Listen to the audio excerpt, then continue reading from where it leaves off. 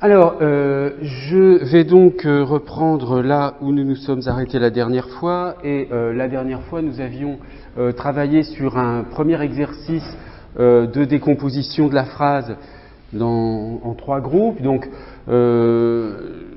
j'avais donné une feuille dans laquelle il y avait 2 exercices. Je ne l'ai pas rapporté aujourd'hui, parce que comme j'étais déjà en retard, je n'ai pas eu le temps de passer au bureau pour récupérer le document, mais je vous l'avais là projeté sur l'écran. Donc si vous voulez bien, normalement vous avez dû le faire vous-même. On va corriger rapidement cet exercice, ensuite on en fera un dernier pour bien être certain que tout le monde a parfaitement compris cette décomposition en 3 éléments. Ensuite on va entrer dans les structures, disons, internes à chacun de ces groupes. Donc on a déjà vu à l'intérieur du groupe verbal les fonctions complément d'objet direct, indirect, la fonction attribut, je les récapitulerai rapidement, et puis à l'intérieur du groupe sujet, on verra le cas évidemment prototypique du groupe nominal et donc de la structure du groupe nominal. Une fois que nous aurons examiné l'ensemble de ces questions, nous aurons fait le tour complet des fonctions de base dans la phrase. Et je vous proposerai à ce moment-là un nouvel exercice d'identification à partir d'un petit texte de toutes les fonctions qu'on peut analyser dans un texte. Et ensuite, une fois que, bon, ça va nous occuper la séance d'aujourd'hui, ensuite il ne nous restera plus qu'à examiner le détail des différentes natures de mots. Et une fois que vous disposez de l'ensemble, enfin de l'aptitude à identifier toutes les fonctions des mots, ou des groupes de mots plutôt, et toutes les natures de mots ou de groupes de mots, eh bien voilà, vous avez le savoir de base en grammaire qui vous permet d'enseigner correctement cette matière. Donc la première phrase est « L'explosion des réseaux multimédia est un phénomène majeur de cette fin de siècle ». Alors, oui ? Oui. Très bien. Pas de problème. Ensuite, l'impact de la société informationnelle sur l'économie est connu.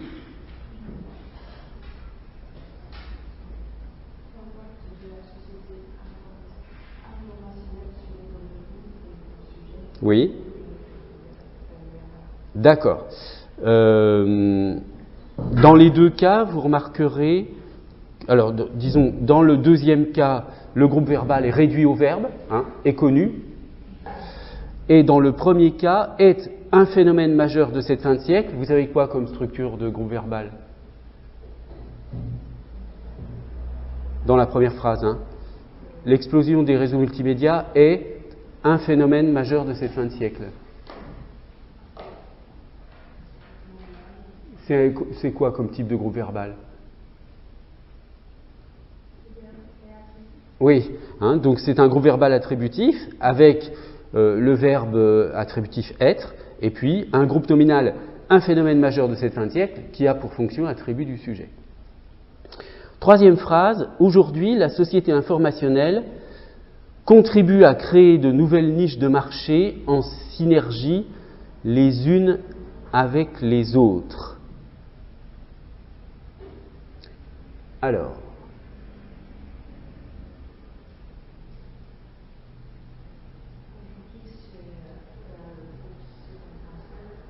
oui.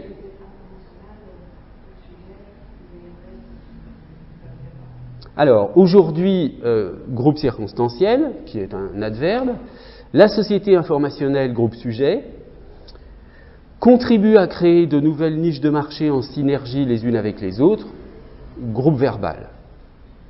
D'accord ? Et là, on a un groupe verbal un peu plus complexe dans la mesure où on a contribué à créer, donc c'est le verbe contribuer à quelque chose. Donc normalement le verbe contribuer se construit avec un complément d'objet indirect, contribuer à quelque chose. Mais ici le complément d'objet indirect c'est un groupe infinitif. C'est-à-dire contribuer à créer de nouvelles Et à l'intérieur de ce groupe infinitif, vous avez donc l'infinitif créé, et puis ensuite le complément d'objet direct de créer, créer de nouvelles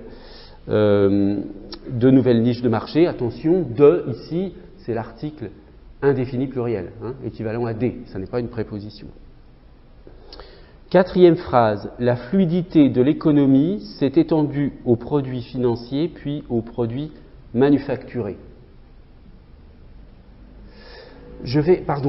Comme je ne connais pas encore bien tous vos noms et prénoms, je vais refaire un petit plan de la salle. Hein.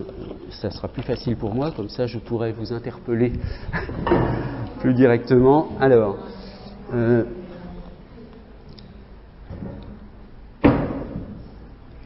donc, mademoiselle, vous me rappelez votre nom, prénom? C'est Saba.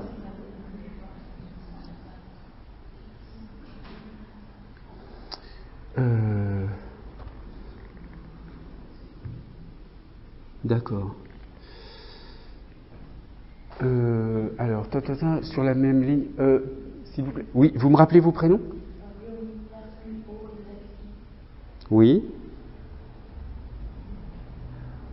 Et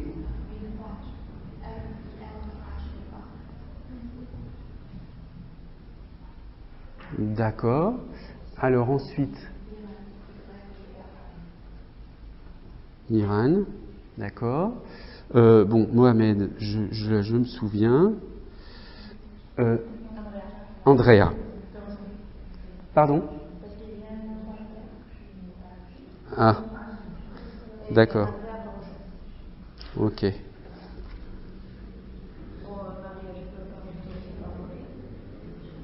Marie. Alors attendez, parce que j'ai deux Maria, mais j'ai pas. Alors, vous êtes Maria comment? Vous êtes Maria. Ah, d'accord. C'est marrant, il n'y a pas du tout Andrea dans le. On vous appelle plutôt Andrea alors. Il y a une Andrea ici. Oui, Andrea Catherine Avila González. Voilà. Ouais. Je suis l'autre Andrea, mais.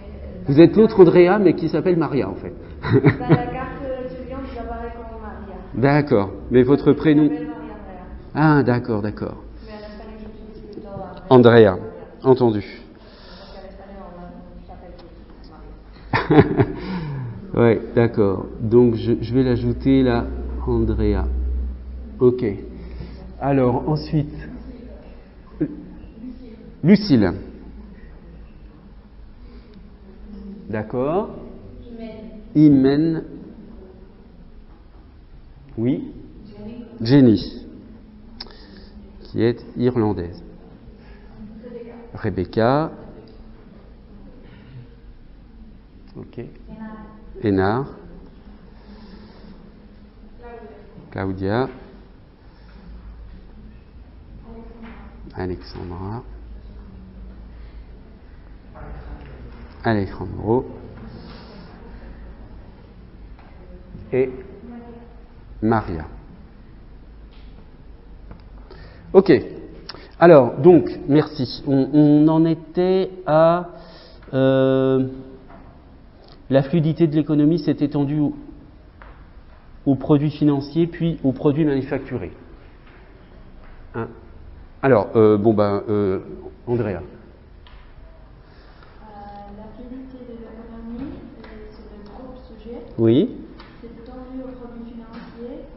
Et c'est le groupe verbal, mais il y a une deuxième phrase qui est la même. La fluidité de l'économie s'est étendue aux produits manufacturés. Et alors, est-ce que c'est une deuxième phrase? Je trouve que c'est une deuxième phrase, mais avec le même groupe sujet, le même groupe verbal. Voilà, donc, ok, donc ça n'est pas vraiment une deuxième phrase, hein. C'est-à-dire que ici, oui, c'est la petite difficulté de cette phrase. Aux produits manufacturés. Si vous prenez aux produits manufacturés, vous voyez que ce groupe prépositionnel, ce groupe nominal prépositionnel est sur le même plan que aux produits financiers. Hein. C'est étendu aux produits financiers, aux produits manufacturés. Donc on a ici deux compléments d'objets indirects qui dépendent du même verbe. Hein? Donc c'est un groupe verbal, mais simplement le complément d'objet direct, le groupe complément d'objet indirect est divisé en deux. Mais ça n'est pas différent. Mais ce sont deux compléments d'objet indirect Ouais. différents. Oui. Individuels. Voilà. Comme si vous aviez, on pourrait comparer, je mange une pomme et une poire. Bon, voilà. Vous n'avez pas besoin. C'est un deuxième groupe complément. Voilà. Hein. Donc, d'accord. Alors ensuite, la phrase 5. Les entreprises les plus performantes ont compris l'importance de l'effet de levier de la société informationnelle. Bon, Mohamed alors. Les entreprises les plus performantes, groupe sujet, Oui. ont compris l'importance de l'effet de levier de la société informationnelle. D'accord, donc là il n'y a pas de difficulté particulière. Je répète, les entreprises les plus performantes, groupe sujet, ont compris l'importance de l'effet de levier de la société informationnelle, groupe verbal. Donc vous voyez que si on observe un petit peu le groupe verbal ici, ce qui n'était pas demandé dans l'exercice, ont compris l'importance de l'effet de levier de la société informationnelle. On va analyser cela, évidemment, tout cela c'est un groupe nominal.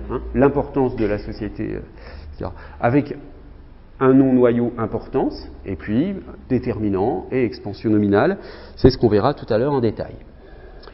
Alors, sixième phrase, ces entreprises se préparent depuis longtemps à conquérir les marchés mondiaux. Oui,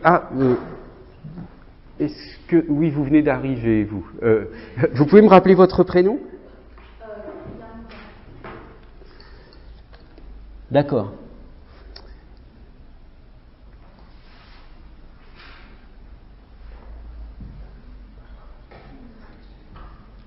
Alors, oui, vous pouvez répondre à la question ?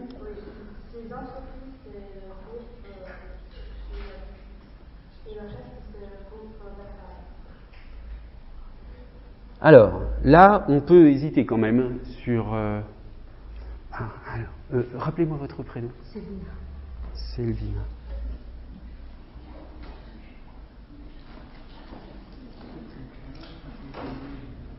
Sylvina. Ok. Est-ce que... donc je répète la phrase. Ces entreprises se préparent depuis longtemps à conquérir les marchés mondiaux. Donc, est-ce qu'on a seulement ici un groupe nominal, un groupe verbal, un groupe sujet ? Non. Oui ? Voilà. Depuis longtemps, ici, un statut de complément circonstanciel. On le voit facilement puisqu'on peut le déplacer un peu partout. Depuis longtemps, ces entreprises se préparent à conquérir les marchés mondiaux. On peut le mettre en début de phrase, on peut le mettre en fin de phrase. Ces entreprises se préparent à conquérir des marchés mondiaux depuis longtemps. On peut l'enlever aussi, on peut effacer ce complément. Ces entreprises se préparent à conquérir des marchés mondiaux. Et surtout, la dernière chose à vérifier quand on cherche à savoir si un groupe est complément circonstanciel, c'est de voir est-ce qu'il y a un rapport avec le sens du verbe. Donc le fait qu'il se préparer, le fait qu'on dise depuis quand on se prépare, ça n'est pas obligé par le sens du verbe. Il n'y a pas de lien obligatoire avec le sens du verbe. On pourrait avoir toutes sortes d'autres compléments. Des compléments de cause, de but, on pourrait avoir afin de, etc. Ok, phrase numéro 7. Les critiques globales de la société informationnelle ne sont pas seulement les manifestations de défense d'une élite attachée à ses pouvoirs de contrôle. Alors, Maria.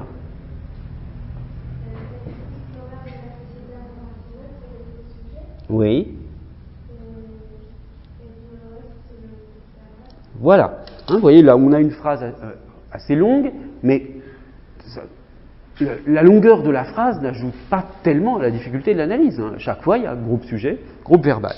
Donc, je répète, les critiques globales de la société informationnelle, groupe sujet, et tout le reste à partir de ne sont pas seulement, et jusqu'à la fin de la phrase, groupe verbal. 8e phrase, les termes employés dans ces critiques sont révélateurs d'une prise de conscience liée à l'émergence de nouvelles contraintes géographiques et temporelles. Alejandro? Et les termes employés dans ces critiques, c'est les groupes sujets et le reste, c'est le groupe verbal. Tout à fait. Hein, là aussi, on a une phrase avec un groupe verbal assez développé, mais il n'empêche que on peut l'identifier assez aisément, le distinguer du groupe sujet et donc constater qu'il n'y a pas de groupe circonstanciel. Donc le groupe sujet et les termes employés dans ces critiques et tout le reste est le groupe verbal. 9e phrase, sociologues et philosophes ont raison de dénoncer les risques de catastrophes liés à un temps réel mal maîtrisé. Alors, Alexandra. Oui.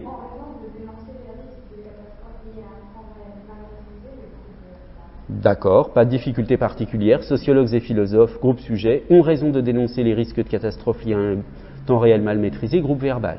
Et 10e et dernière phrase, donc Claudia. Oui.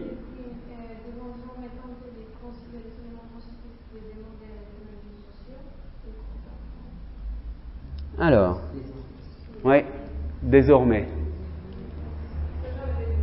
Oui. Donc ici, désormais est un adverbe qui a une valeur de complément circonstanciel. Hein. Donc, parce que donc, je suis d'accord avec l'analyse de nous comme groupe sujet, hein, qui est réduit au pronom personnel nous. Mais désormais, vous pouvez le mettre en début de phrase. Désormais, nous devons tenter de concilier, etc. Vous pouvez le mettre. Alors, en revanche, la particularité de cet adverbe fait qu'il est difficile, je pense, de le mettre en fin de phrase. Hein. Nous devons tenter de concilier les éléments positifs de deux modèles économiques et sociaux désormais. Bon, c'est difficile à accepter. Mais là, évidemment, cette impossibilité provient uniquement des propriétés particulières de l'adverbe, hein, qui ne tolèrent pas la position en fin de phrase. Il reste que vous pouvez le supprimer, que son sens n'est pas directement lié au sens du verbe. Vous pouvez tout de même le placer après l'infinitif tenter. Hein. Nous devons tenter désormais.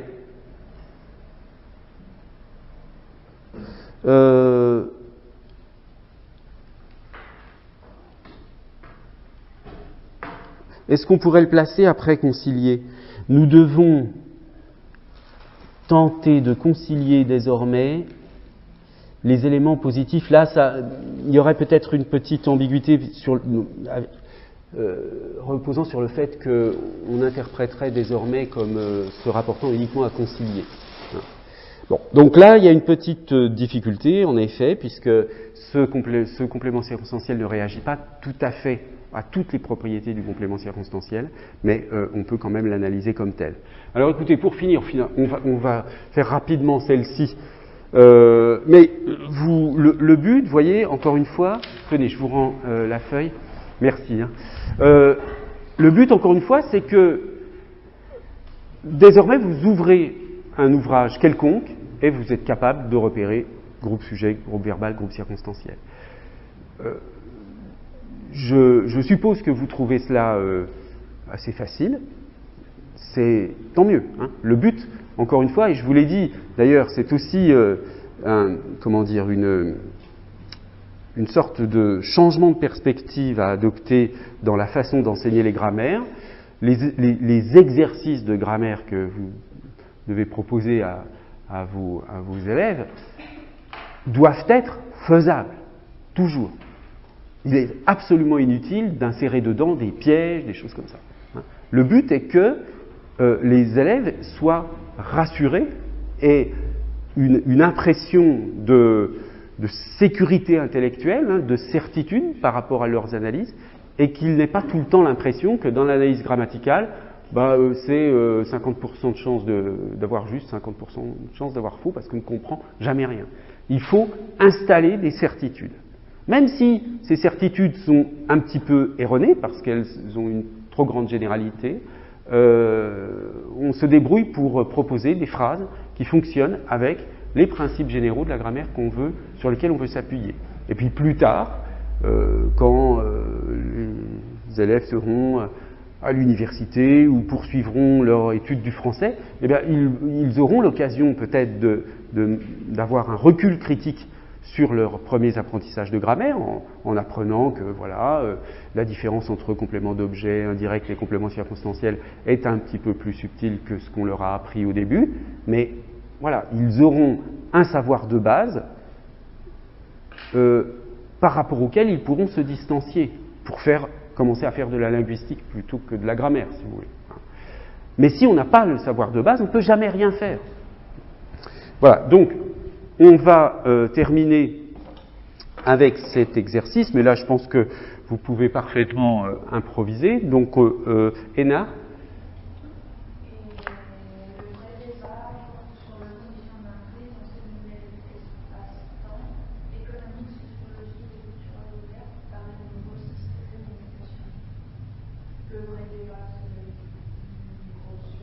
Oui.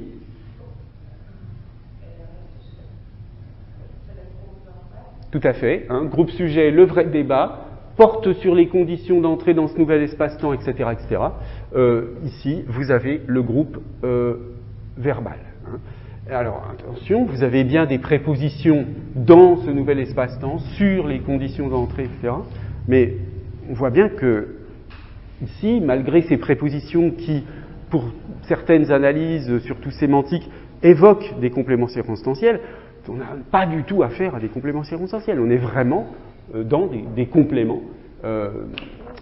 qui dépendent soit du verbe, porter sur quelque chose, et puis là, c'est entrer dans, c'est une sorte de complément du nom entrer ici, mais qui vient du fait que le verbe entrer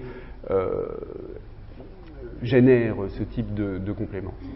Donc, ici, tout simplement, groupe sujet, groupe verbal. Rebecca, la phrase numéro 2, l'exploitation de chaînes de valeur ajoutée immatérielle ne peut en aucun cas se confondre avec celle de chaînes de valeur ajoutée matérielle. Alors, l'exploitation des chaînes de valeur ajoutée immatérielle, c'est le sujet. Oui. Puis, il ne peut se confondre avec celle de chaînes de valeur ajoutée matérielle, c'est le verbal. Et en tant cas, c'est le groupe circonstanciel. Oui. Alors c'est peut-être un petit peu délicat, on peut parfaitement accepter cette analyse.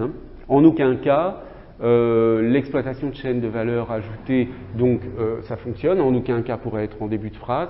L'exploitation ne peut se confondre avec celle, en aucun cas. Là c'est un petit peu plus délicat. Alors évidemment que ici le cas prête un petit peu à discussion.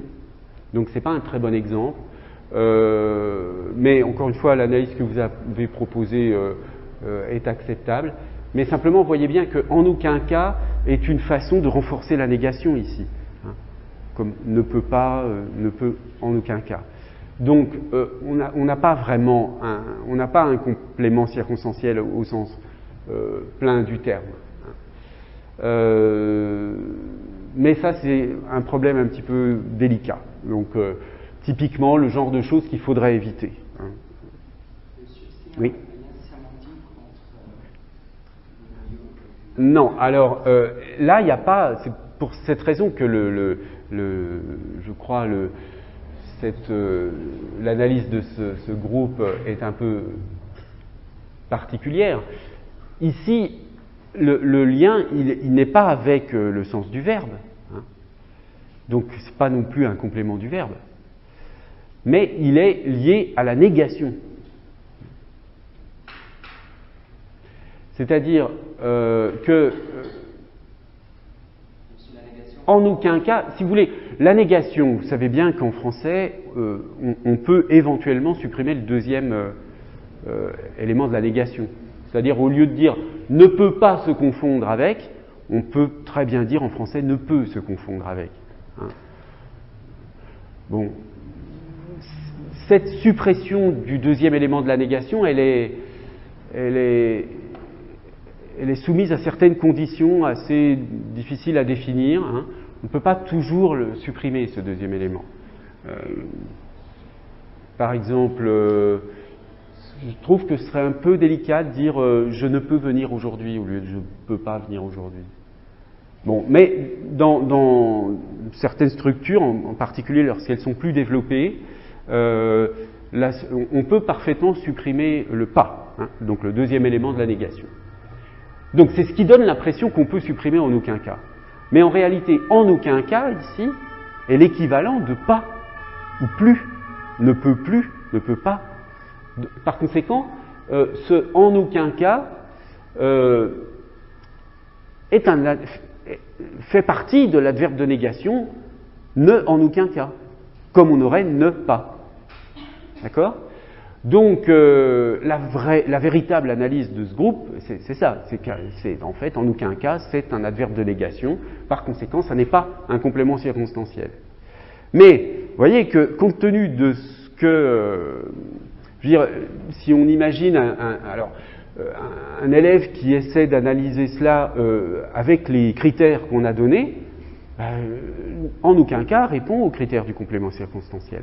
Donc, vous ne pouvez pas considérer que c'est faux. En fait, la bonne solution ici, alors pas dans un cours universitaire, puisque là on est pour discuter, mais c'est typiquement le genre de phrase qu'il ne faudrait pas donner à des élèves parce que, justement, ça introduit une situation dans laquelle l'élément correspond à ce qu'on a enseigné sur le complément circonstanciel, c'est-à-dire on peut le déplacer, on peut le supprimer. Mais en fait, ça n'est pas un complément circonstanciel parce que, ici, en l'occurrence, c'est un élément de la négation. Oui. Mais si on peut remplacer un contrat par jamais, on pourrait parler d'un complément circonstanciel des temps. Ne peut jamais ? Oui, ne peut jamais se confondre. C'est un peu le même problème, hein, si vous voulez.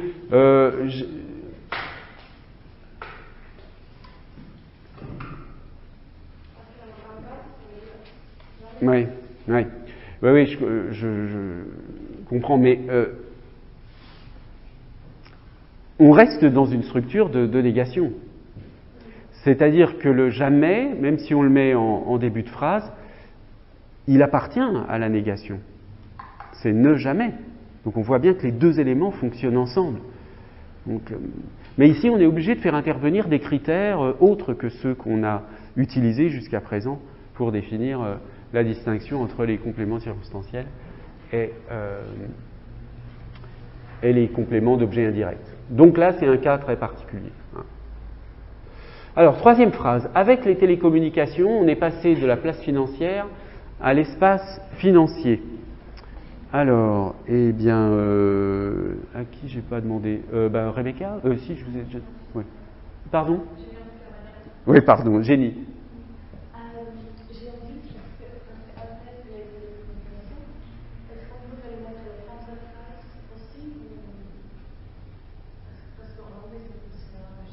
Oui. Alors, en effet, la difficulté ici, c'est d'analyser ce groupe avec les télécommunications. Bon, autrement, on a le groupe sujet qui est réduit au pronom personnel on, et est passé de la place financière à l'espace financier, ça fait partie du groupe verbal. Bon, alors maintenant, comment s'en sortir avec les télécommunications ?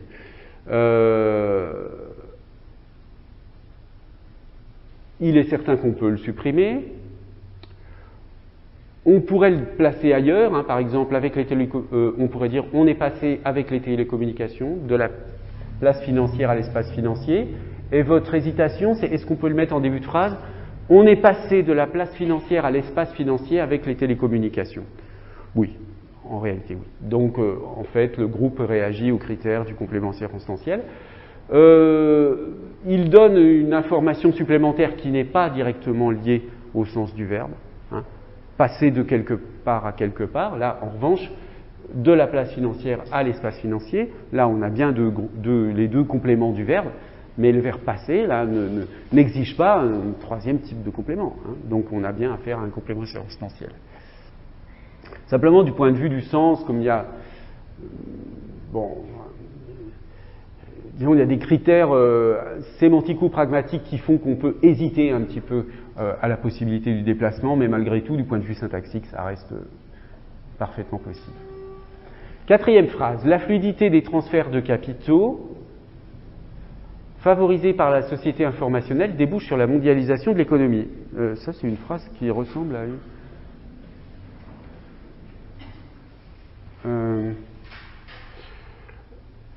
Alors, ici, il mène donc...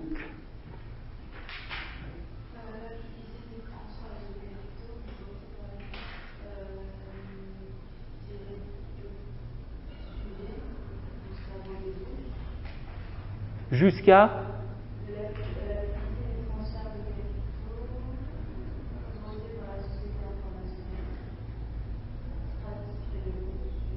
D'accord.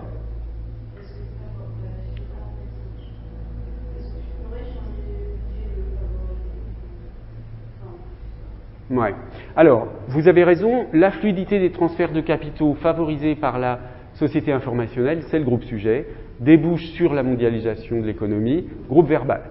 Hein. Alors, juste, je vous fais remarquer qu'ici, sur la mondialisation de l'économie, avec cette préposition sur qui, encore une fois, pourrait, dans d'autres types d'analyses,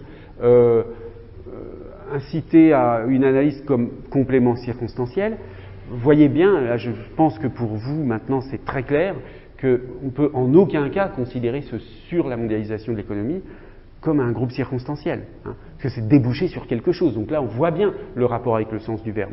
Et par ailleurs on ne pourrait pas du tout le mettre en début de phrase, hein, sur la mondialisation de l'économie, la fluidité, etc. débouche, ça ne marcherait pas du tout. Hein. Donc là vous voyez c'est un bon exemple, ça, déboucher sur quelque chose, de structure de groupe verbal avec un complément d'objet indirect. Hein. Là où très souvent dans la grammaire française on a habitué les élèves à repérer des compléments d'objet indirects uniquement introduits par la préposition de, hein, comme il parle de ses vacances, etc. Bon. Alors maintenant, favoriser, etc. Quel est le statut de ce groupe? Vous voyez l'accord, hein, au masculin. Donc on voit bien que favoriser est une expansion de transfert. Pas tellement de capitaux. On pourrait hésiter avec capitaux, mais ce ne sont pas les capitaux qui sont favorisés par la société, ce sont les transferts de capitaux. Donc en fait, tout cela fait partie du groupe verbal dont le noyau est fluidité. Et puis on a un grand complément du nom, si vous voulez, hein, des transferts de capitaux favorisés par la société informationnelle. Tout ça est complément du nom, transfert. Alors un complément du nom fluidité au départ, hein, des transferts de capitaux, etc. D'accord? Donc là, il est certain que dans cette phrase, on n'a pas de groupe circonstanciel. Oui?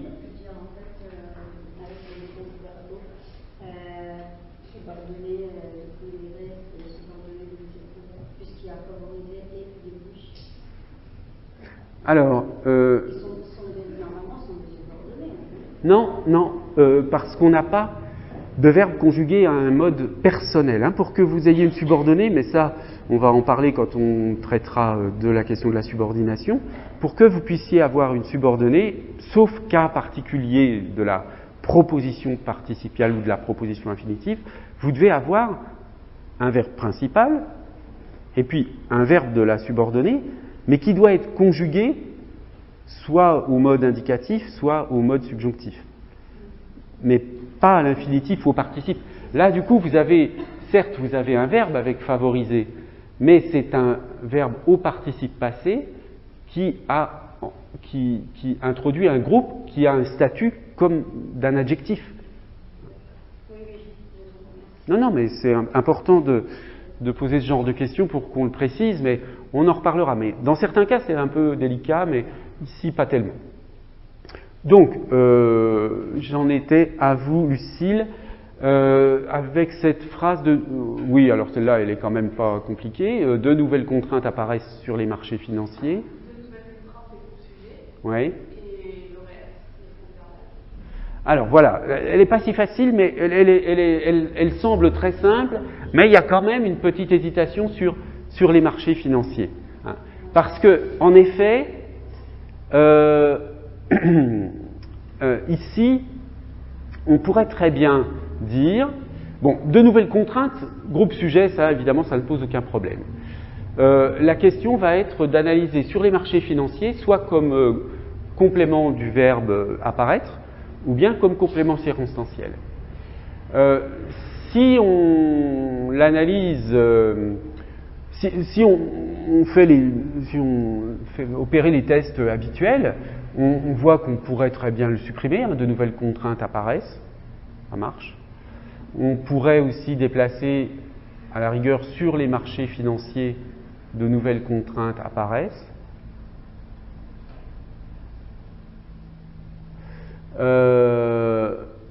Mais on voit le dernier critère qui est d'examiner s'il y a un rapport de sens avec le verbe, ici indique que apparaître et dire où ça apparaît, évidemment là il y a un lien. Donc on est bien dans la situation du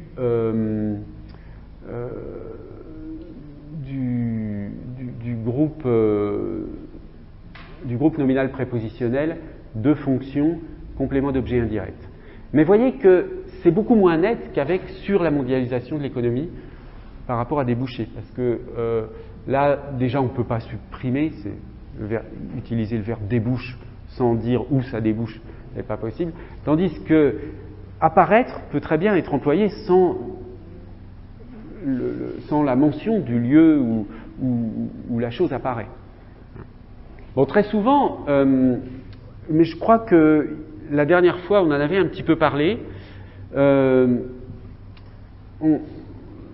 certains auteurs ont tendance à analyser comme des compléments circonstanciels les groupes prépositionnels dont la préposition est variable, n'est pas obligatoire. Donc, par exemple, avec débouché, c'est difficile d'avoir une autre préposition que sur. Hein, débouché, sur. On pourrait avoir débouché dans, peut-être, mais c'est plutôt débouché sur. Alors qu'avec apparaître, là, on peut vraiment avoir apparaître sur, apparaître dans, apparaît, je sais pas, on pourrait avoir toutes sortes de prépositions. Bon, il n'empêche qu'il y a un certain nombre d'arguments qui montrent que on a plutôt affaire à un complément d'objet indirect du groupe verbal. Mais voyez que le lien, quand même, ça, c'est pour, si vous voulez, c'est pas quelque chose que vous pouvez expliquer en cours, mais c'est quelque chose que vous pouvez commencer à comprendre. Quand on dit qu'un groupe est complément d'objet indirect et donc fait partie du groupe verbal, en réalité, il y a plusieurs genres de situations. Il y a des cas où le lien entre ce complément et le verbe est très fort, et dans d'autres cas, le lien est moins fort. C'est-à-dire que déjà, quand on oppose les cas où le complément ne peut pas du tout être enlevé, comme dans déboucher, et puis les cas où il peut être enlevé, comme apparaître, on voit bien que les deux cas se distinguent dans la force du lien entre le verbe et son complément.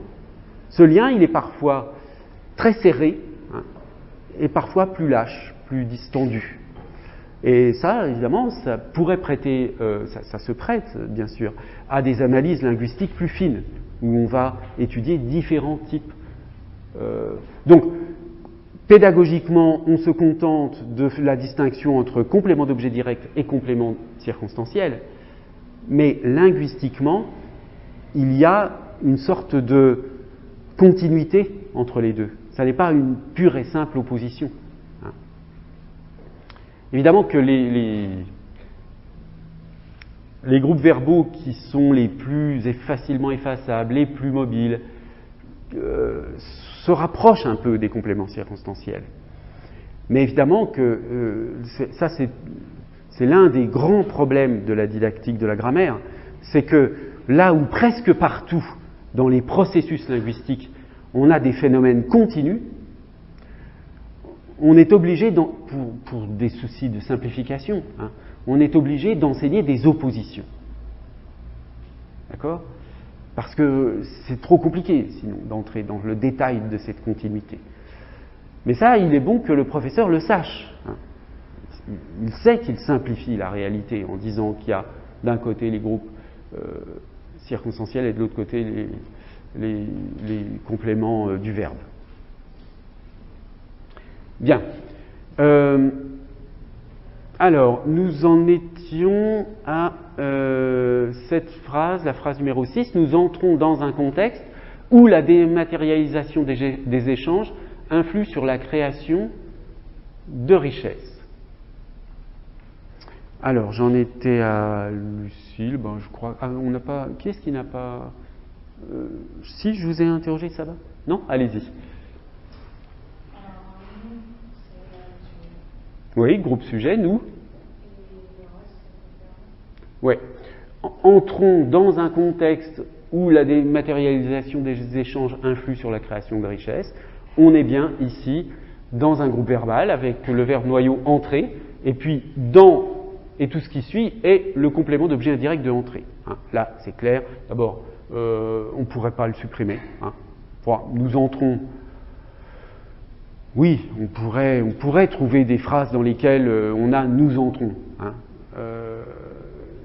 Mais en réalité, imaginez une situation dans laquelle des personnes, je sais pas moi, frappent dans une pièce et disent nous entrons. Mais évidemment, il n'y a pas de complément. Mais en réalité, c'est que le complément, il est restitué par le contexte. Les personnes qui vont dire nous entrons pourraient dire nous entrons dans la salle, mais ils ne le disent pas parce que c'est évident. Mais pour autant, vous voyez, là aussi c'est une subtilité entre l'absence de complément visible, mais qui est en fait restitué pragmatiquement, et puis l'absence de complément réel, comme dans je dors. Bon, non, je dors, là il n'y a pas de complément, il n'y a pas de complément. C'est vraiment le cas du verbe intransitif.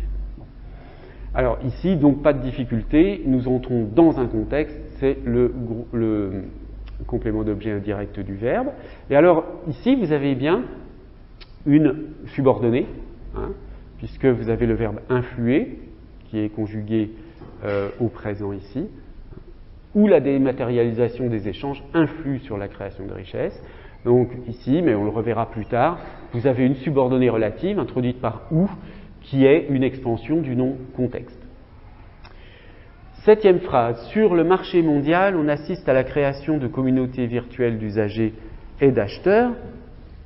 C'est le bon sujet. Oui. Assiste à la création de communautés virtuelles d'usagers et acheteurs, c'est un groupe verbal.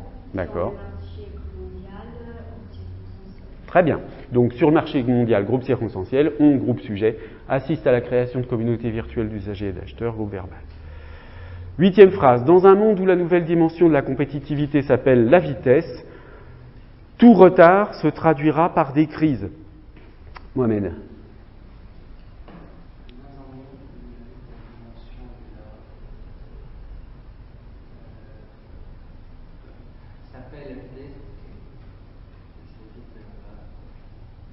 Ah, attendez. Prenez le temps de réfléchir. Hein.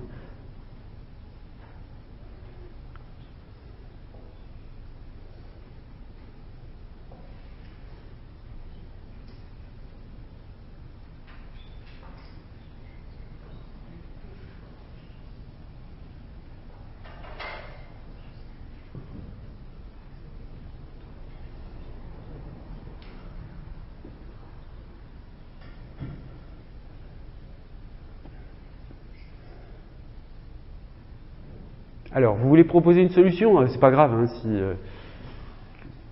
Où serait le groupe sujet ? Tout retard. Hein. Tout retard, groupe sujet. Groupe verbal se traduira par des crises, et donc le reste, c'est un groupe circonstanciel. Hein. Dans un monde où la nouvelle dimension de la compétitivité s'appelle la vitesse, tout retard se traduira par des crises. Le verbe traduire ici, se traduira par des crises, enfin disons le complément de lieu dans un monde, etc., n'a pas de lien de sens obligatoire, enfin je veux dire de lien fort avec le sens du verbe ici. Hein, donc on a bien affaire à un complément circonstanciel qu'on pourrait enlever ou qu'on pourrait déplacer à la fin de la phrase. 9e phrase, de telles analyses resituent l'homme dans un contexte souvent occulté par les avancées technologiques. Alors, Minua, oui.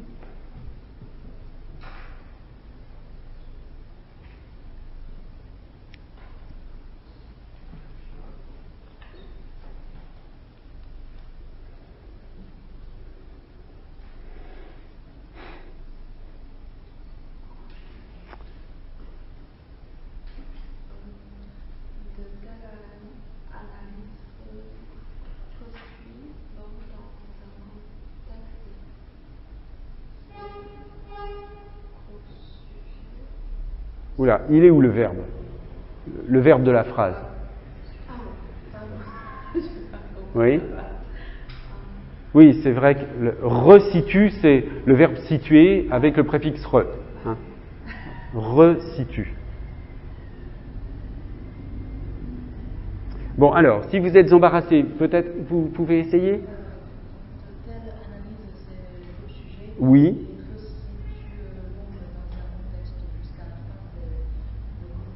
Voilà, hein, de telles analyses groupe-sujet resituent l'homme dans un contexte souvent occulté par les avancées technologiques. Ici, la difficulté était de ne pas confondre dans un contexte et ce qui suit avec un groupe circonstanciel, puisqu'ici c'est resituer quelque chose quelque part, enfin quelqu'un quelque part. Hein. Donc on a bien l'idée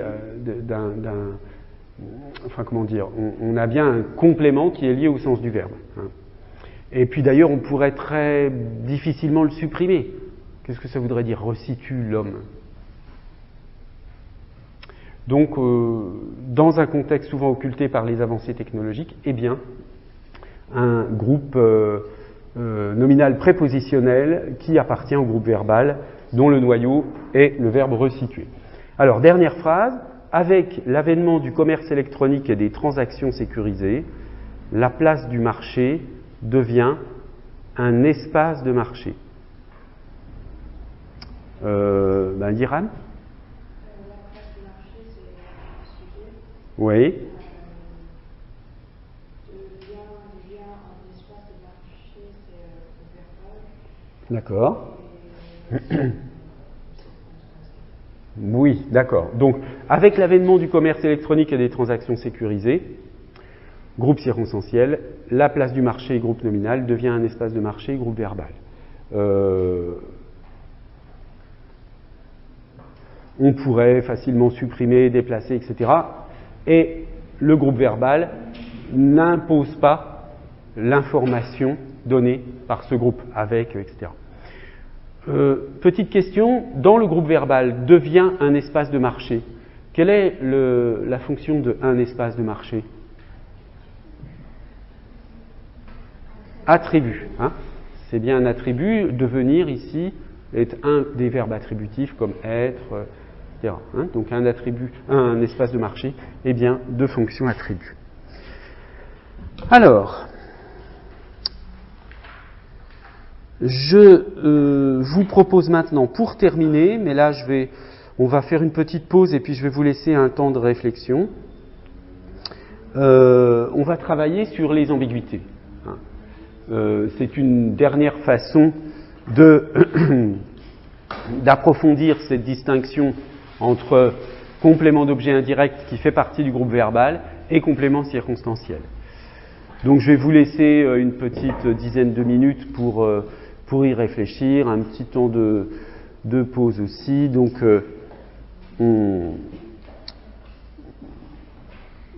réexaminera tous ces cas. Donc quand je dis ici étudier l'ambiguïté, ça signifie donner les deux sens possibles et dire pour chaque sens quelle analyse on fait. Hein, d'accord ? Bien, alors, j'espère que vous avez à chaque fois trouver les deux significations. Bon, dans certains cas, c'est très facile, dans d'autres, c'est un petit peu plus délicat, mais on va voir. Alors, la première phrase, les enfants envoient chaque mois une lettre à Paris. Bon, le sens le plus évident de cette phrase, quel serait-il ? Il y a un sens qui s'impose. Si on ne vous prévient pas que la phrase est ambiguë, vous l'interprétez comment ?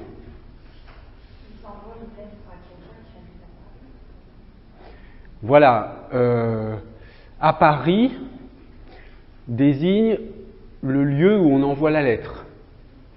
D'accord ? Envoyer une lettre quelque part, là, on a du coup un complément d'objet indirect à Paris. Mais vous pouvez très bien imaginer que on ne sait pas où les enfants envoient la lettre, mais que quand ils sont à Paris, ils envoient chaque mois une lettre. À ce moment-là, on pourra dire à Paris, les enfants envoient chaque mois une lettre.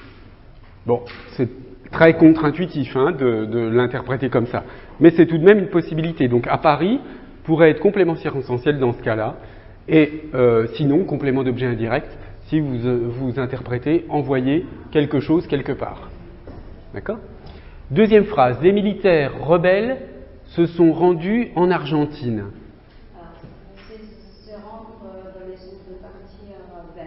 Oui. Un endroit, mais en même temps se rendre comme stopper quelque chose. Voilà, déposer les armes, voilà, mettre le drapeau blanc. D'accord. Alors, d'accord pour les deux interprétations. Maintenant, quelle analyse pour chaque interprétation ? Dans la première,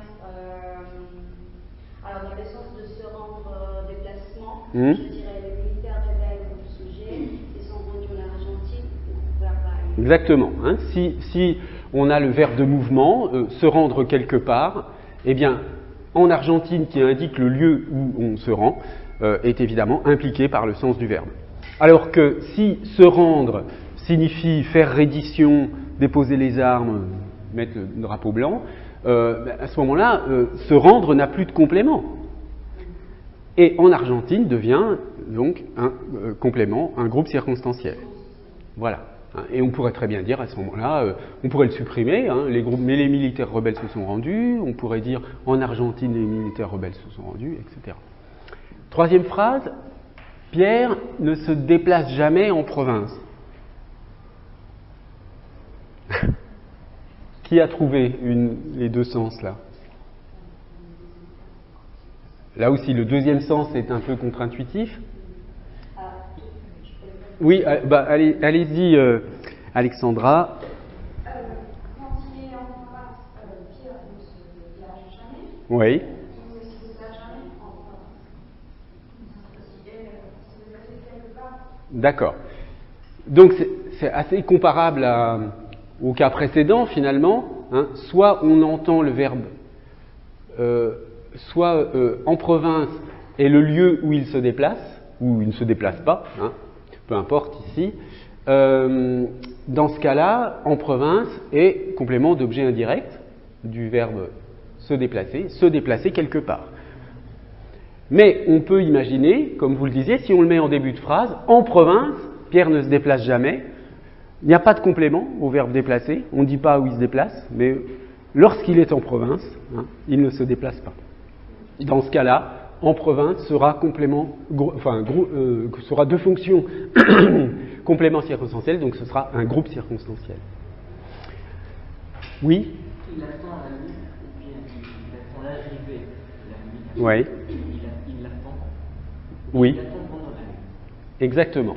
Donc, soit la nuit est un complément d'objet direct cette fois-ci, il attend quelque chose, donc là c'est le COD du verbe attendre, mais on peut très bien imaginer que attendre n'est pas de complément d'objet, c'est-à-dire il attend, c'est pas ce qu'il attend, mais il attend, et à quel moment il attend ? La nuit. La nuit, il attend.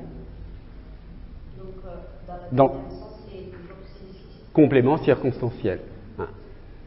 Si j'interprète la nuit au sens d'une durée, on pourrait avoir des ambiguïtés du même genre avec un complément, au lieu qu'on ait comme ici un complément temporel, on pourrait avoir un complément locatif.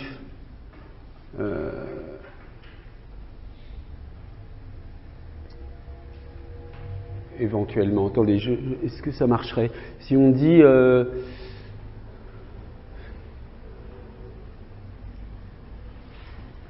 non, ça ne marcherait pas. Non, non. Ça marche ici avec un complément direct. Mais ça ne marcherait pas si on disait par exemple il attend à la gare. Bon. Monsieur, mais alors, dans ces cas-là, si par exemple on vous propose une analyse plutôt que l'autre, on ne sera jamais en tort. Parce que vu que la alors, a deux sens, oui. vous pourriez accepter les deux analyses. Bien sûr. Alors, en fait, il y a deux situations. Soit vous trouvez cette phrase dans un texte, auquel cas, elle n'est pas ambiguë. Dans un texte, la phrase, elle aura un des deux sens, obligatoirement. Mais ce type de phrase est un peu construite exprès pour produire des exercices. Dans ce cas-là, en tout cas pour l'examen, parce que je vais vous interroger là-dessus forcément, je vous dirai, et je vous poserai exactement la même consigne. Je vous dirai étudier l'ambiguïté, ce qui voudra dire qu'il faudra donner les deux sens et les deux analyses.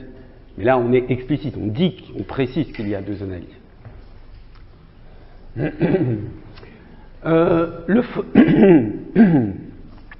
Le forcené tirait sur le toit. Oui, Mohamed? Il est sur le toit, il tire. Oui. Bien, le lieu d'aboutissement, il tire vers. Oui. Alors, les deux analyses. Dans le premier, c'est le complément d'objet indirect tiré sur quand le toit et le lieu. Le lieu, comment ça? Le lieu d'aboutissement. Oui, d'accord. Si sur le toit est le lieu d'aboutissement du tir, sur le toit est complément d'objet indirect. En revanche, Oui, c'est complément circonstanciel. voilà. Il est sur le toit, mais il tire quelque part. Voilà, on ne sait pas où il tire, mais il est sur le toit. Donc, par exemple, si je dis sur le toit, le forcené tirait, ou là, vous voyez bien, hein, si je dis sur le toit, le forcené tirait, c'est très difficile de l'interpréter au sens où sur le toit serait le lieu d'aboutissement du tir. Là, on comprend beaucoup plus facilement que on a un complément d'objet. Qu'on a un complément circonstanciel.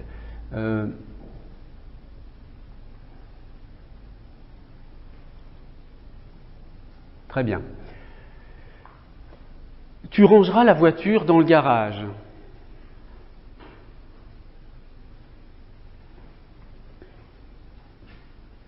Oui? Dans le sens, dans le garage, soit c'est plus dans le garage, ranger la voiture, soit c'est...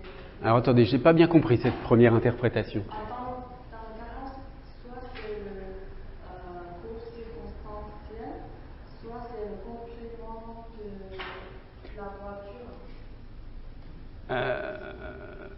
Oui, mais alors, si vous faites ces deux analyses, il faut que vous expliquiez quel sens vous donnez à chaque fois. D'abord, sans faire l'analyse grammaticale, est-ce que vous pouvez expliquer les deux sens? Imen? Pardon. Oui?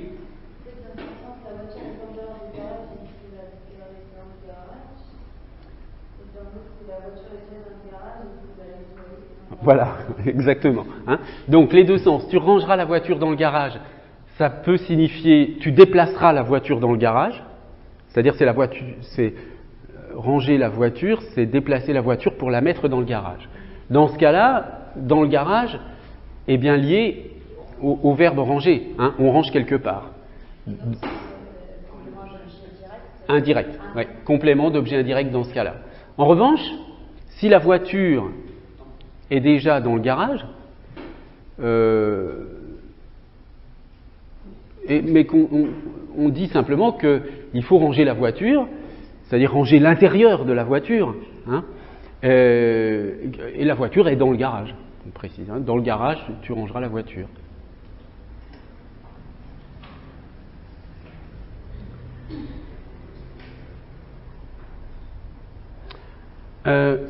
Il avait promis de faire don de son corps à la faculté de médecine. Alors là, la situation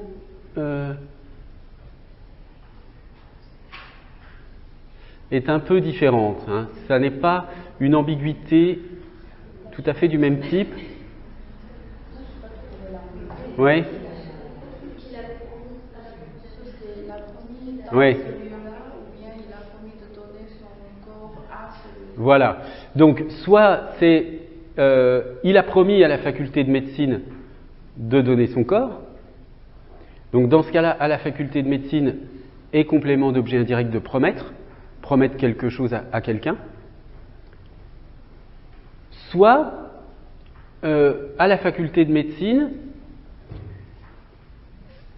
désigne la personne à qui il donne. C'est donner quelque chose à quelqu'un. Don de son corps à la faculté de médecine. Ah, donc dans le premier sens, c'est Dieu, mais dans le deuxième sens, c'est quelqu'un. Non, dans le premier sens, c'est le destinataire de la promesse, hein, c'est-à-dire promettre quelque chose à quelqu'un. Donc complément d'objet indirect de promettre. Alors que dans le deuxième sens, faire don de quelque chose à quelqu'un, alors là c'est évidemment un peu plus compliqué, mais on voit bien que faire don de dérive du verbe donner. Donc ça a la même structure que donner quelque chose à quelqu'un. Donc à la faculté de médecine, dans ce cas-là, est le complément mais du nom donné, mais qui équivaut à un complément du verbe, enfin du nom don, pardon, qui est lui-même une nominalisation du verbe donner. Donc en réalité, disons que là, il n'y a pas de complément circonstanciel, l'ambiguïté ne repose pas là-dessus, mais repose sur le fait de savoir à quel groupe de mots on rapporte ce complément. Don de son corps à la faculté de médecine, soit vous analysez à la faculté de médecine comme faisant partie de faire don de son corps à la faculté de médecine, hein, donc dans ce cas-là, faire don de quelque chose à quelqu'un, c'est une sorte de complément d'objet indirect de faire don. Et dans l'autre cas, c'est complément d'objet indirect de promettre. Oui ?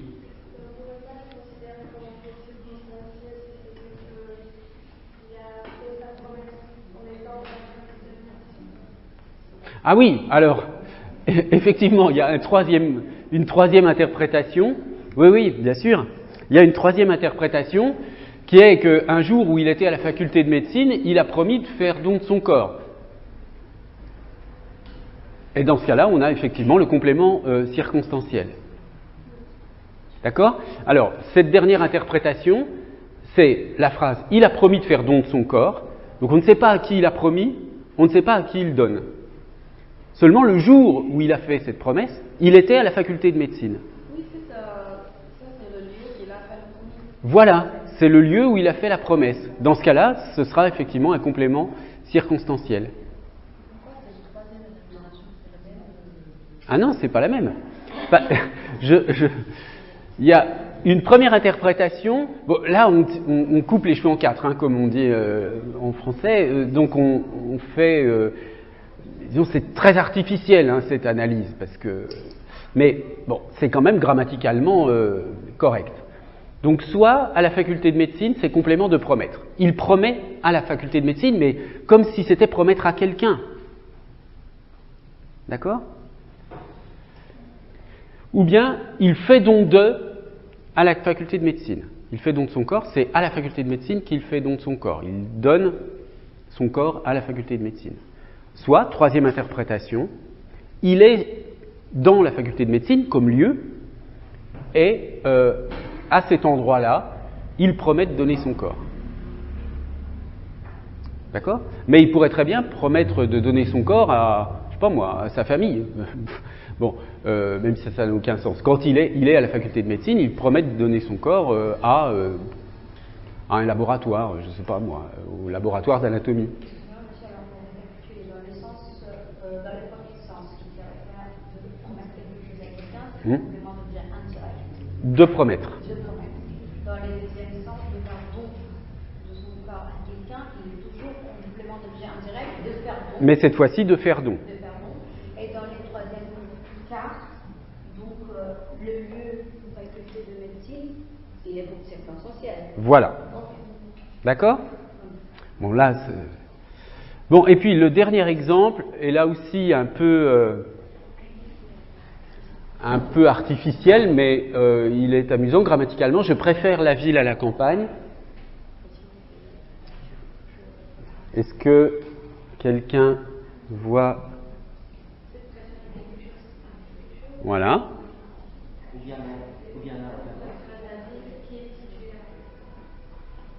Alors, la ville qui est située à la campagne? Ah, c'est un peu difficile ça. Hein, non, mais si vous mettez à la campagne, je préfère la ville. Voilà. Hein. Donc la première interprétation où je préférais quelque chose à quelque chose, complément d'objet indirect. Hein, je préfère, j'aime mieux la ville que la campagne, d'accord, dans ce sens-là. Et puis la deuxième interprétation, c'est à la campagne, lorsque je suis à la campagne, je préfère la ville.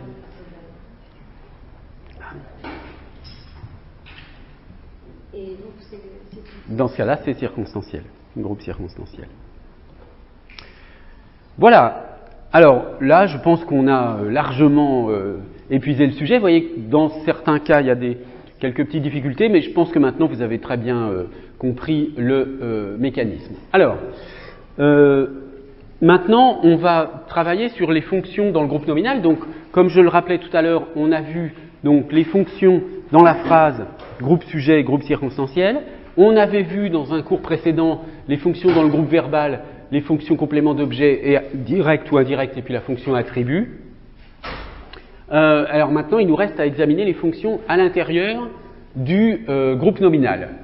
Alors, de même que vous avez une formule générale de la phrase, P égale groupe sujet plus groupe verbal plus groupe circonstanciel, vous avez la formule du groupe verbal, groupe GV égale verbe plus GN si c'est un COD, GNP si c'est un COI, etc.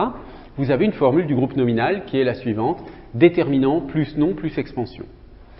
Alors, c'est au fond un peu parallèle, bien que ce soit une analogie assez vague, hein, à la structure de la phrase. Dans la structure de la phrase, vous avez sujet plus groupe verbal plus le groupe circonstanciel qui est facultatif.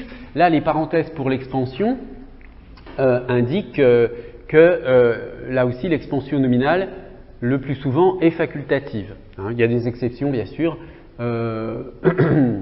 mais souvent l'expansion nominale est facultative.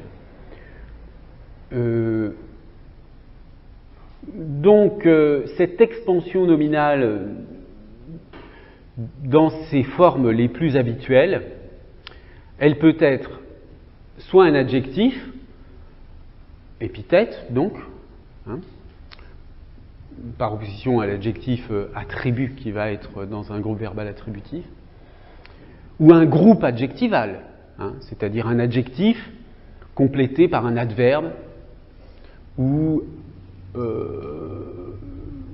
un complément de l'adjectif. Hein. Et deuxième possibilité, un groupe nominal prépositionnel qui sera complément du nom. Alors exemple, une bonne avocate, vous avez le nom noyau avocate, le déterminant une, et puis le nom noyau, l'adjectif épithète bonne.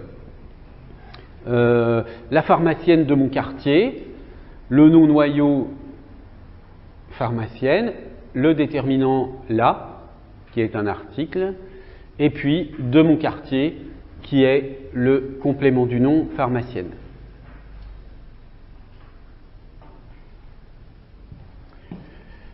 Bon, alors, évidemment, à partir de là, il y a toutes sortes de questions à examiner, mais qu'on examinera plus tard. Pour l'instant, comme je vous le disais, on se réduit à l'essentiel. Bon, la première question, ça va être l'analyse détaillée des déterminants. Quels sont les différents types de déterminants? Bon, en général, enfin, je veux dire ici, au début des apprentissages, on utilise principalement les articles, hein, éventuellement le déterminant possessif et le déterminant démonstratif. Mais il y a toutes sortes de problèmes particuliers autour des déterminants qu'on examinera plus tard. Et puis les expansions nominales, comme je vous le disais, elles peuvent être compliquées par le fait qu'au lieu d'avoir un adjectif, on peut avoir un groupe adjectival. Par exemple, je vous disais le complément de l'adjectif, si vous avez fier de son vélo, un enfant fier de son vélo, ben, vous avez l'adjectif fier, mais vous avez le complément de l'adjectif de son vélo. Hein, donc l'épithète peut être un adjectif épithète ou un groupe adjectival épithète. Par exemple ici, si au lieu d'avoir une bonne avocate, vous avez une très bonne avocate, ben, du coup vous avez l'adverbe très qui modifie bonne et ça forme un groupe adjectival cette fois-ci, hein, mais qui a toujours une fonction épithète. Bon, par ailleurs, les compléments du nom, les groupes nominaux compléments du nom peuvent être évidemment réduits à l'essentiel, comme ici avec le groupe nominal prépositionnel qui est toujours introduit par une préposition, puis ensuite un groupe nominal, donc avec déterminant et nom. Mais évidemment,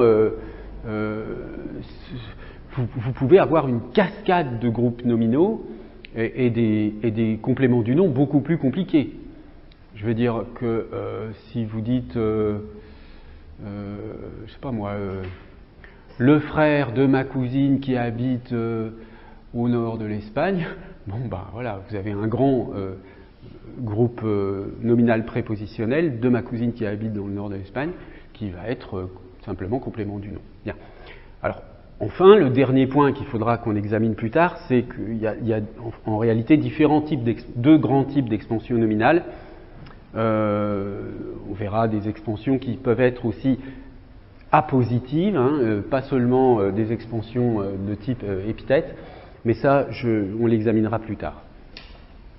Alors, si on fait le point sur les fonctions, donc, on a donc à un premier niveau, et je vous le répète, c'est vraiment absolument essentiel de bien se situer à différents niveaux de structure. On a les fonctions dans la phrase, d'abord. Il n'y en a que deux. La fonction sujet, la fonction complément circonstanciel. Je n'y reviens pas, on a beaucoup travaillé sur ces questions. Ensuite, vous avez les fonctions dans le groupe verbal. La fonction COD, la fonction COI, hein, distribue le courrier, parle à sa collègue pour COI, attribut du sujet, Alice est grande, Alice est une bonne avocate. Hein, la fonction attribut du sujet, on peut avoir un adjectif ou un groupe nominal, attribut du sujet. Ça, ce sont les fonctions dans le groupe verbal. Et enfin, on vient de rappeler rapidement les fonctions dans le groupe nominal. Fonction épithète, fonction complément du nom. Alors, avec tout cela, vous voyez, vous avez un nombre de fonctions qui n'est pas très grand, il en manque. Hein. Il y a la fonction apposition qu'on n'a pas encore vue, mais qui peut être vue après.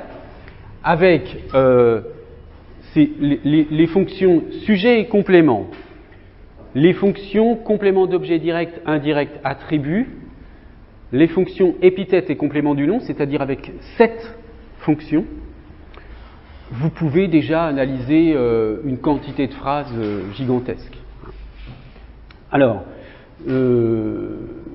ce à quoi je vous propose de réfléchir pour terminer, c'est à ce petit exercice qui consiste à identifier toutes les fonctions, tout ce qu'on peut analyser en termes de fonctions dans ces phrases. Alors, je fais avec vous la première phrase pour vous montrer un petit peu l'idée de ce type d'exercice. Vers la fin de décembre, la première neige tomba. Bon, donc vous avez d'abord les fonctions au niveau de la phrase. Hein. Où est le groupe sujet, groupe verbal, groupe circonstanciel. Donc, première chose à dire, vers la fin de décembre, groupe circonstanciel. la première neige, groupe sujet, tomba, groupe verbal. Bon, donc, en termes de fonctions, vous avez déjà les deux fonctions de vers la fin de décembre et la première neige. Ensuite, on prend groupe par groupe. Vers la fin de décembre, c'est ce groupe circonstanciel a la forme d'un groupe nominal prépositionnel. D'accord ? Vers un groupe nominal prépositionnel, je ne sais plus si je l'ai dit, mais c'est très simple, hein, sa formule, c'est toujours GNP égale préposition plus GN. Hein, groupe nominal prépositionnel, c'est prép plus GN. C'est juste un groupe nominal prépositionnel, c'est un groupe nominal précédé d'une préposition. Donc, à partir du moment où le groupe nominal prépositionnel, c'est un groupe nominal précédé d'une préposition, vous allez avoir à analyser le groupe nominal. Donc, ici, vous avez le groupe nominal prépositionnel vers la fin de décembre, donc vous devez analyser le groupe nominal la fin de décembre. Dans la fin de décembre, dans la formule qu'on a vue du groupe nominal, vous avez le déterminant là, le nom noyau fin, et 2 décembre qui est donc le complément du nom fin. D'accord ? Donc expansion et complément du nom fin. Donc c'est la troisième fonction à analyser dans cette phrase. Hein. On a vu le sujet, le complément circonstanciel, et au niveau de la phrase. Au niveau de ce premier groupe nominal, on a donc un complément du nom ici. Et puis, le groupe sujet est lui aussi un groupe nominal, la première neige. Donc dans la première neige, vous avez le déterminant là, le nom noyau neige, et puis première qui va être un adjectif épithète. Donc ici, il y a 4 choses à dire en termes de fonction. La fonction, le groupe qui est fonction sujet, le groupe qui est fonction circonstancielle. Dans ce groupe nominal, la fin de décembre, un groupe de fonctions épithètes. Et puis dans la première neige, un élément qui est première qui est de fonction épithète. On dirait qu'on fait une analyse macro-syntaxique vers une analyse micro. Ouais, c'est ça. C'est-à-dire qu'on part toujours des grands groupes pour respecter cette hiérarchie, pour respecter cette compréhension de la structure de la phrase. On voit la structure globale de la phrase et ensuite on prend morceau par morceau.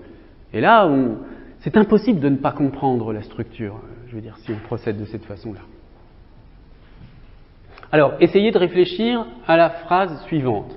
Quand Grange se réveilla, un jour blanc et sans âge se répandait dans la chambre.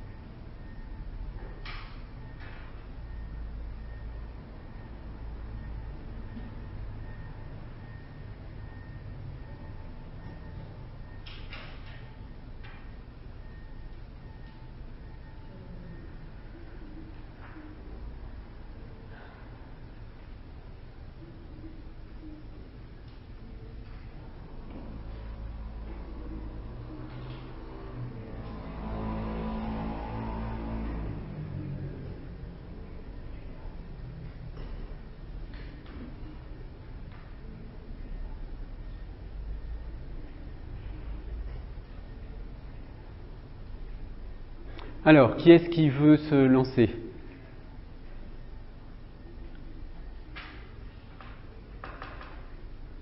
Oui ? Comme un groupe circonstanciel. Alors, d'où à où ?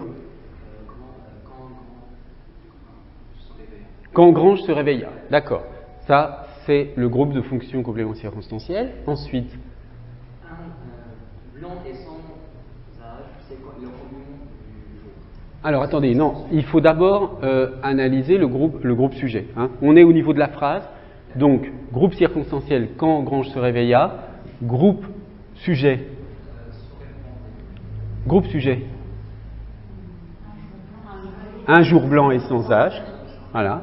Et ensuite, on a le groupe verbal se répandait dans la chambre. D'accord? Dans la chambre, c'est l'endroit où ça se répand, donc on le considère comme un complément d'objet indirect. Alors maintenant qu'on a vu les trois grands groupes, on regarde à l'intérieur de chacun s'il y a quelque chose à dire. Quand Grange se réveilla, bon, on n'a pas vu encore les subordonnés, mais ici, on a affaire à une subordonnée circonstancielle. Donc vous avez une autre phrase là, hein, Grange se réveilla. Qu'est-ce que vous pouvez analyser là, à l'intérieur du groupe circonstanciel? Voilà, Grange qui est sujet et se réveilla qui est le verbe. Hein. Alors attention, ici le se n'est pas COD. Hein. Parce que, mais ça c'est une analyse un peu qu'on verra aussi plus tard, l'analyse des verbes pronominaux. En français, vous avez toujours la possibilité, enfin pour un certain nombre de verbes, la possibilité d'avoir une construction pronominale avec le pronom se. Hein. Mais dans certains cas, on a ce qu'on appelle un pronominal réfléchi. Par exemple, si vous dites il se lave, c'est la même personne qui est le laveur et le lavé. Hein. C'est une personne qui se lave elle-même. Mais là, se réveiller, c'est pas, vous ne pouvez pas dire que c'est vous-même qui vous réveillez au sens où vous réveillez quelqu'un. Si vous êtes endormi, vous ne pouvez pas vous-même vous réveiller, voyez, donc ce serait absurde. Donc le se n'est pas COD. En fait, c'est le verbe se réveiller. Le se est indissociable en quelque sorte du verbe réveiller, à la différence de se laver, où là, se représente vraiment le COD de laver. Il lave quelqu'un, lui-même, se. Le se est COD. Alors que se réveiller, vous ne pouvez pas, le se de se réveiller, vous ne pouvez pas l'analyser comme un COD. Hein. Il fait partie du verbe. C'est un autre type de verbe pronominal, enfin de construction pronominale. Bon, donc ici, en effet, tout ce qu'on peut dire, c'est que Grange est sujet de réveiller. Ensuite, pour le groupe nominal, un jour blanc et sans âge. Alors, c'est ce que vous étiez en train de commencer de dire, Mohamed.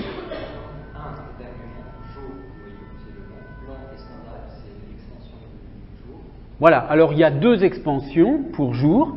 Il y a une première expansion blanc qui est adjectif épithète, jour, sans âge, qui est un groupe nominal prépositionnel, complément du nom, jour. Et les deux expansions nominales sont reliées par la conjonction de coordination. Et. Se répandait, bon alors le se c'est la même chose, hein, ici il ne peut pas s'analyser.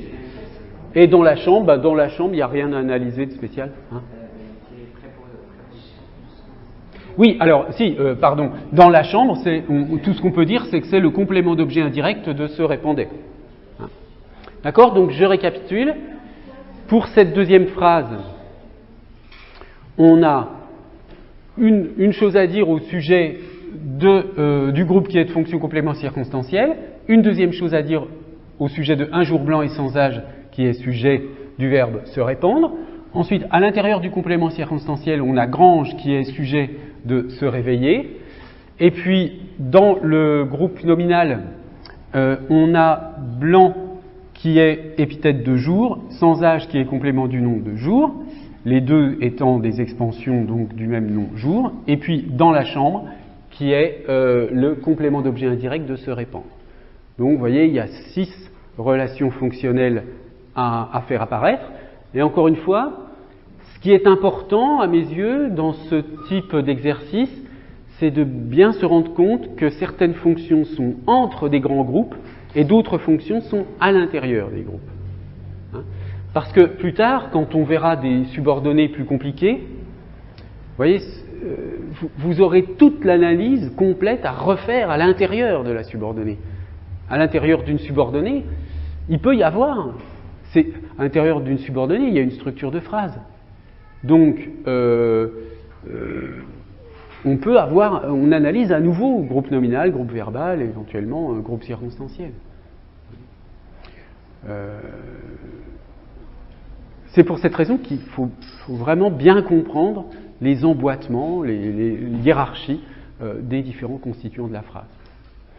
Bon, alors, je vous propose donc de réfléchir un peu à cet exercice et puis on le corrigera en début de séance prochaine. D'accord? Pas de questions? Ok, eh bien, alors à la semaine prochaine.